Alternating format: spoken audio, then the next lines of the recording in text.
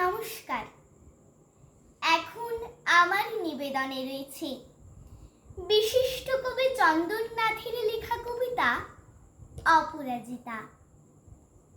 জানো মা, আমি না কবিতা লিখেছি, তোমরা পড়বে কি তা? মার কাছে গিয়ে খাতা মেলে ধরে ছোট্ট অপরাজিতা। রাগী চোখ মেলে মা তাকে বলেন, মাথা কি খারাপ হলো? ছয় পাঁচ সব না লিখে বরং অঙ্কের খাতা খোলো।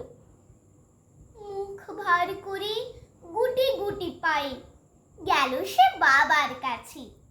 কবিতা লিখেছি, ও বাবা তোমার দেখার সময় আছে?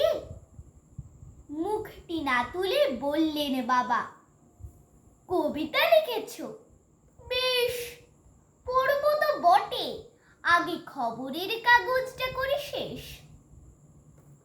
অগত্যা গেল দিদিটির কাছে, ডাকলো সে, দিদি আয়, দেখ না কেমন ছবিটা এঁকেছি ছোট্ট এই কবিতায়। দিদির দু চোখে টিভি পর্দার ঝলমলে রোশনাই বলল, কবিতা তুই লিখেছিস? কবিতা না, ওটা ছাই।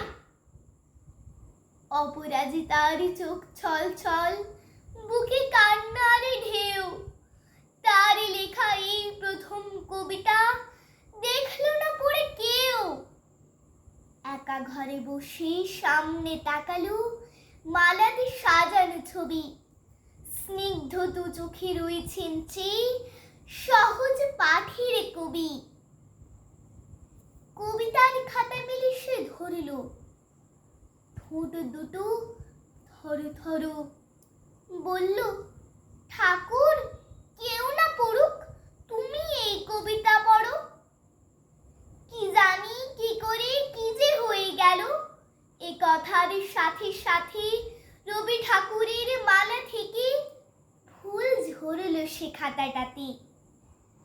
মনে হলো তার সামনে দাঁড়িয়ে বুঝি রবীন্দ্রনাথ, মাথার ওপরে রাখলেন তার আদরে মাখানো হাত। নমস্কার।